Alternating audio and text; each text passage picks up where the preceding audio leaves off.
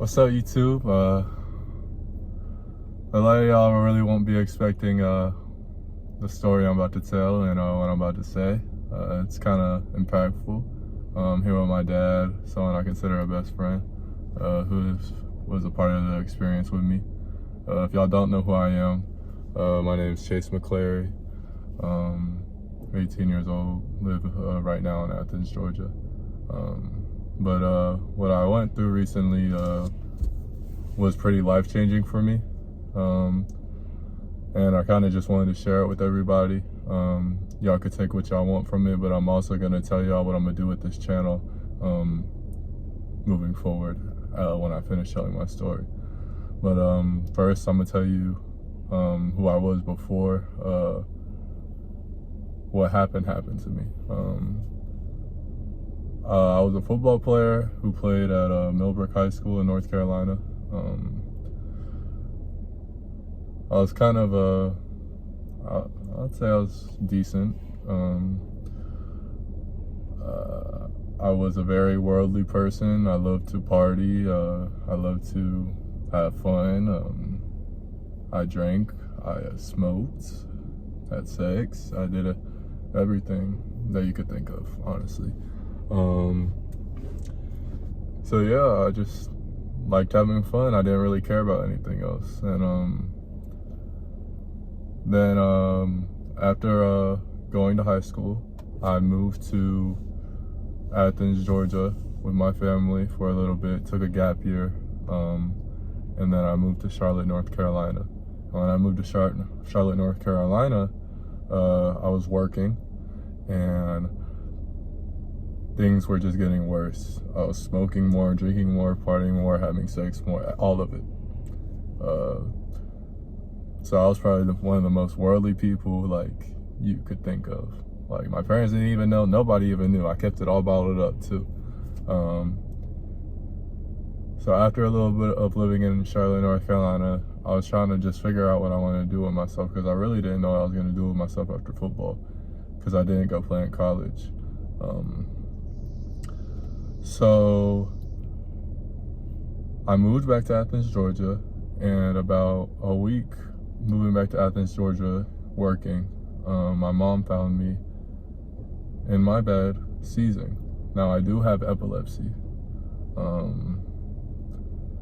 If y'all don't know what epilepsy is, it makes you more, it's a condition that makes you, what would you say?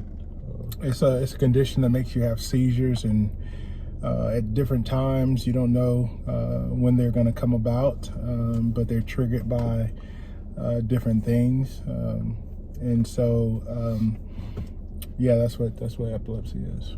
Yeah. So, but obviously there's medicine for it, but people need there's different types of epilepsy, so different medicines work for different type of epilepsies. So but anyways, so after a week of living here in Athens, my mom found me seizing on my bed.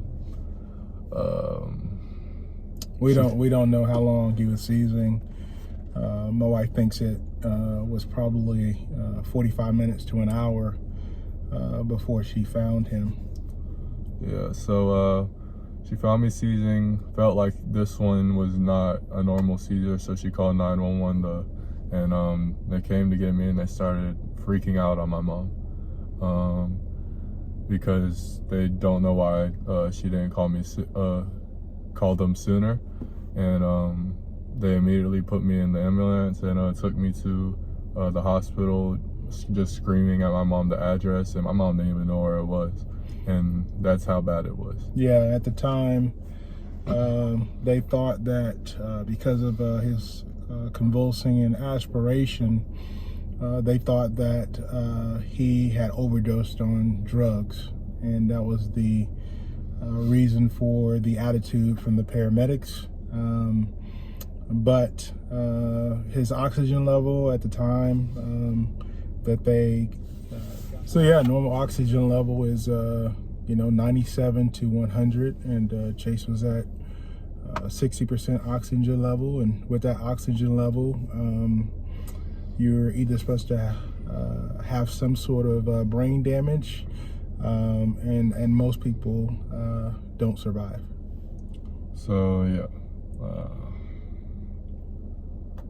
obviously my parents hearing that's pretty hard to hear.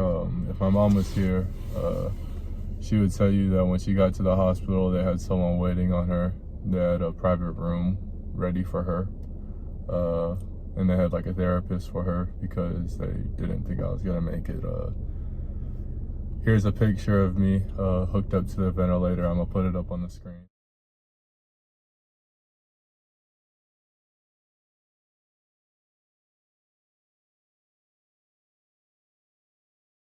So y'all could see it. It was pretty bad. They had a tube in my throat. I was seizing for 4 days. That's right, 4 days. Yeah. Didn't eat or drink. I lost 20 pounds. Yeah, it was pretty bad. Now I'll tell you what I remember.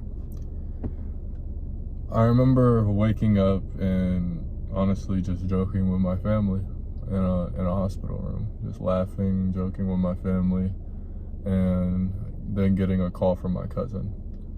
He told me that the stuff I'm gonna be on, all the drugs that I'm about to be on,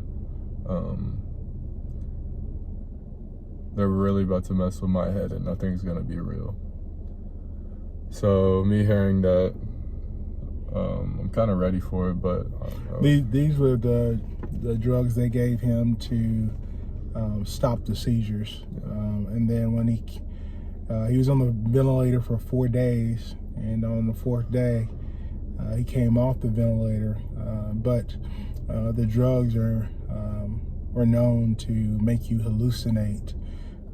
For someone who survived their trauma and situation. Yeah, sorry guys, I'm a bad storyteller, but No, you're good. You're good. So yeah, I remember getting that phone call, him telling me that, and my cousin is like a doctor, so I trust him a lot with this stuff. Yeah, but I'm feeling good. Like, I'm ready to go. I was like, bro, I could walk. Like, watch me. Like, and they're like, you want to try to walk? I was like, yes. So they put a belt on me, and we start walking down the hallway. They tell me, if you get dizzy, I need you to turn around. And I was like, okay. Now, me being an athlete, I'm thinking in my head, I'm gonna push through. I don't care. I'm gonna get through this, and I'm gonna go home. So we start walking. I'm feeling good at first. I mean, obviously my legs are weak because I was unconscious for 4 days seizing, so they're gonna be weak. And I start to walk, so it feels weak, but I knew they were gonna be weak, so I feel good. Like, I'm not feeling dizzy. We get probably, I'd say, 20 feet, and I am starting to feel a little dizzy. I did not care at the time though. I was like, I'm gonna push through and I'm gonna keep going. So I keep going, pushing through. But then I really think I'm about to fall. I'm like, all right, doc, I think I'm feeling a little dizzy. Let's turn around. Yeah. So we turn around. I make it back to the room. Like, I stumble a little bit, but I make it back to the room and I hop in the bed. I hop in the bed and I remember closing my eyes. I close my eyes and I feel like I'm in a capsule, like I'm in space or something. And my legs feel like I can't move them. So I'm feeling like I'm dying. Like, I literally feel like I'm dying. And then I turn my head to the left and I see someone else in a capsule. And then I turn my head right on the pillow and I see, and I feel like this is real to me. Y'all can take it how you want. I don't care. Like, I'm just telling my story. But I see a light and I see a figure.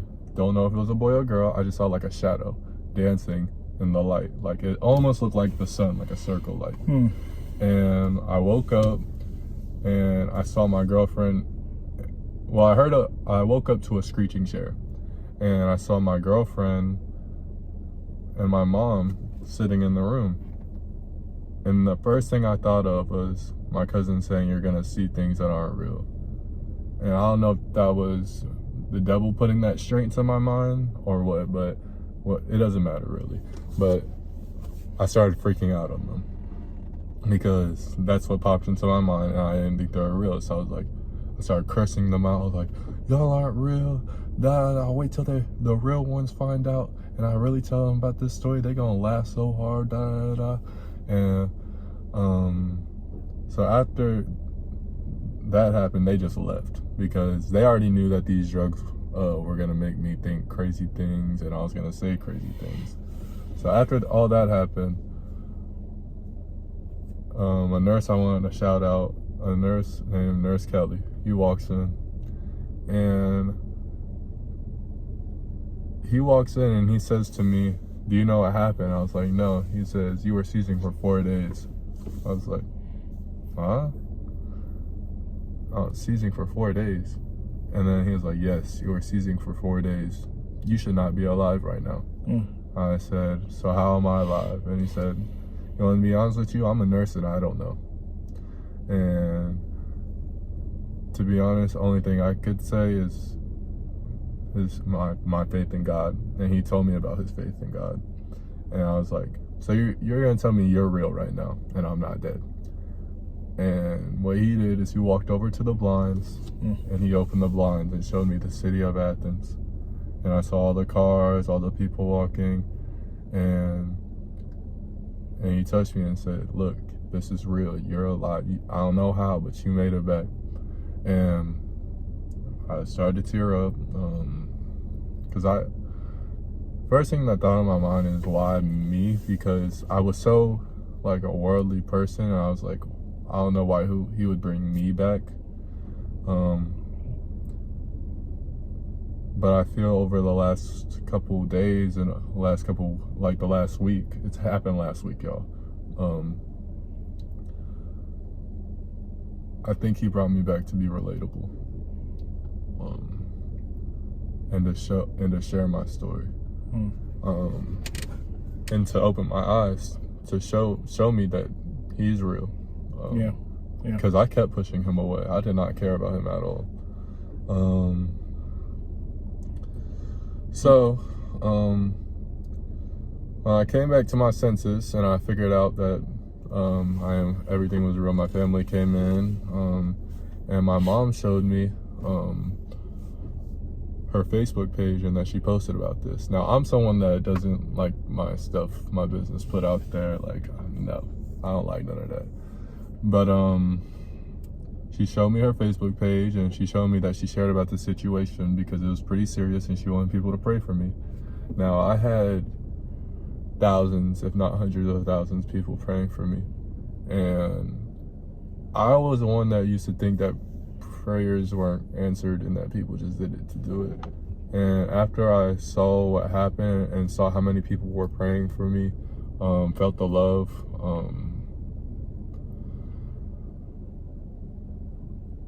it really changes your perspective on things. He had literally over thousands of people praying for him in Athens, Georgia, Greensboro, North Carolina, Columbus, Cincinnati, Ohio, the Ukraine, China, Korea, and the stories keep coming in, which we're going to share with you later on, about different people's prayers and how God answered their specific prayers with Chase. And so, like, at times I can't believe that I'm sitting next to him. I can't believe that he's here because from a medical perspective, he's not supposed to be here. But we all know, all of us know who have faith that God brought him back. And, you know, I'm definitely with Chase in saying that God had a purpose for him. And when he says from a medical perspective, I should not be here, the doctors don't know why I didn't have brain damage, why I wasn't dead. Like, they couldn't explain it. Yeah. I feel like it has to be a higher power. There's no way.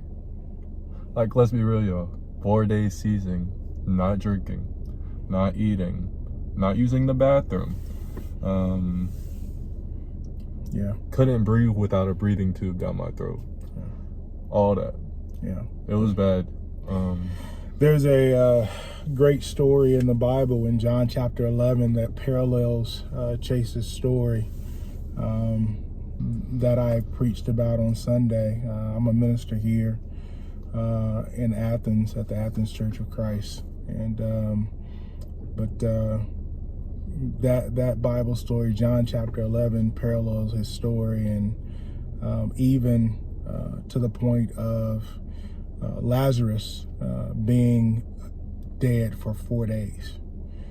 Chase was asleep for 4 days, and then on the fourth day, God woke him up, and that's what he did with Chase.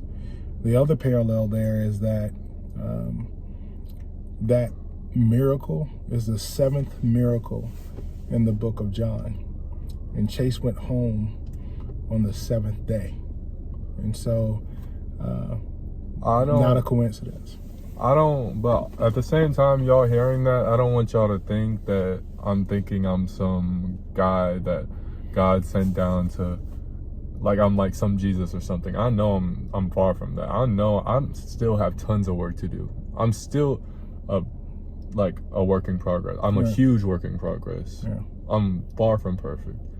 Trust me, I know that. I'm just saying it was a blessing of what God did for me. Yeah. So yeah, went home, and I'm not gonna lie, y'all. The first week is a whirlwind of emotions. I wanted everything to go back to normal, but it just couldn't for me. People were on my back, didn't like it, lashed out at people. I was just going through a lot the first week, but I'm still working on it. But we're getting through it. But yeah, really that's. So now I want to tell y'all what I want to do moving forward with this channel.